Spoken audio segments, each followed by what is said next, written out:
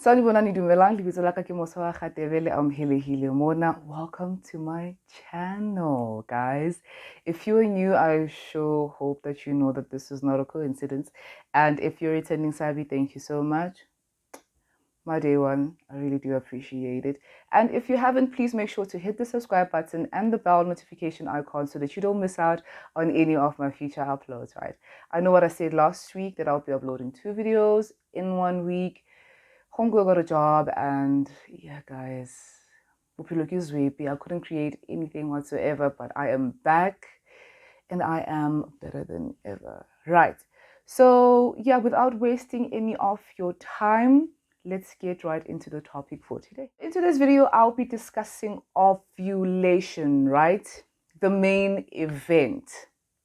It's really interesting because a lot of women actually think that just because they menstruate, they ovulate through the month, right? Which is it's not true, right? It's not true. So in this 2-part series, I'll be busting some myths, and yeah, hopefully at the end of the series or at the end of this particular video, you guys will be a little more informed about what's happening in your body throughout the month. So before we get into the different phases, let's start off by defining what ovulation is.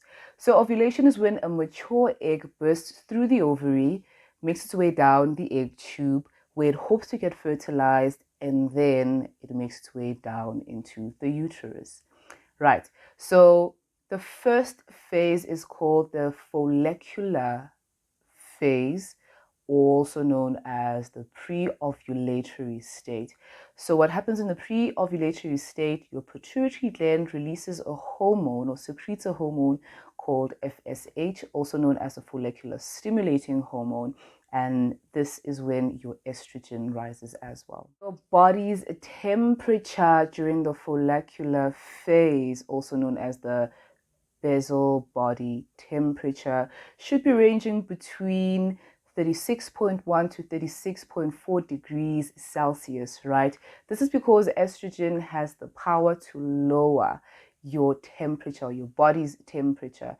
And should you be experiencing temperatures that are lower than the ones that I have mentioned, then you're most likely going to be suffering from a low metabolic state.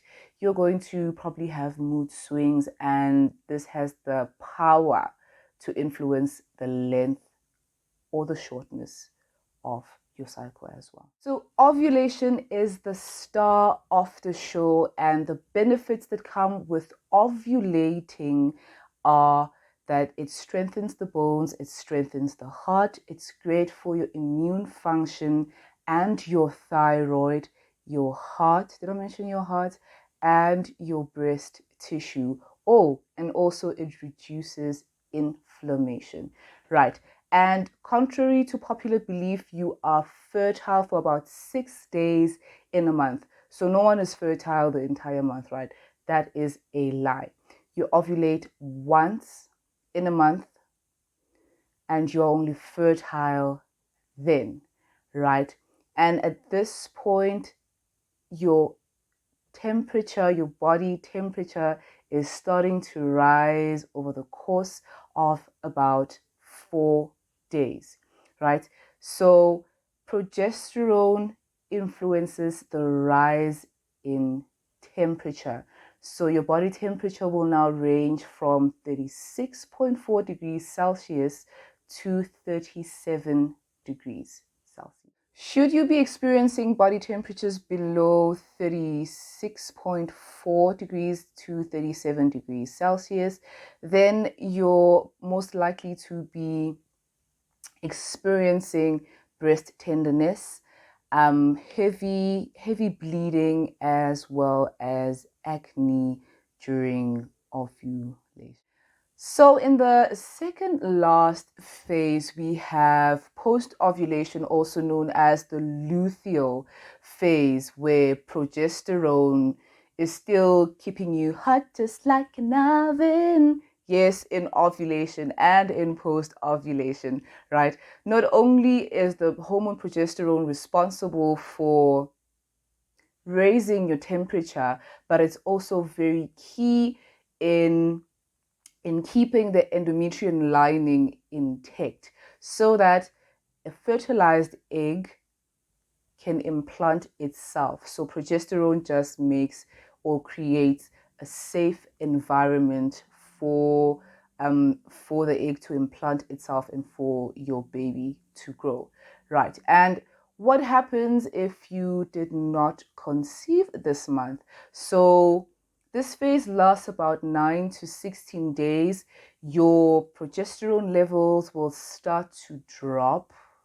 You will no longer feel hot anymore, and your your energy levels will decrease as well. And before you know it, your good friend Aunt Flo will be paying you a visit again. So ladies, the next time you want to sing Marvin Gaye's Sexually Healing and you're feeling all kinds of hot and frisky, you can feel the temperatures rising, babes, it's completely normal.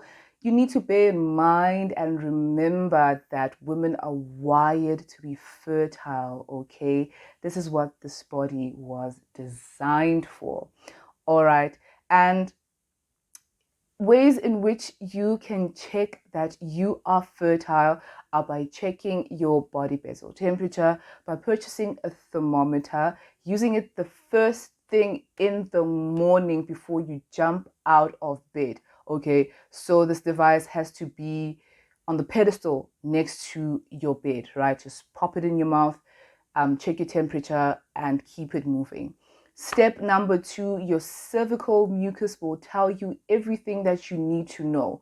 Okay, so the consistencies may vary, but I will pop a picture right over here as a guideline. And if you haven't really gotten the hang of your body and you don't know your body like that, you can purchase ovulation test kits from either Clicks or Discam, and they range from about 114 Rand to about 200 Rand, depending on the brand. I will leave everything down in the description box. And yeah, man, if you're trying to conceive, all the best, all the best. I sure do hope that you become a great mom. And if you are playing in the rain without protection and no plan B, nothing, ma'am, all the best to you too. All the best to you too. I sure do hope that you know that the plan B method does not work. Okay, the morning after pill does not work if you have ovulated already. All right, we'll be seeing you in the next 9 months. If you didn't know, now you know. All right. So that's all that I have for you today. Be sure to keep a lookout for part 2, where I'll be talking about all the signs and everything else that you might experience when you are not ovulating, okay, even though you're supposed to. Right. So thank you so much for staying tuned right until the end. I really do appreciate it. And yeah, guys, remember that to love yourself is to heal yourself. I am out.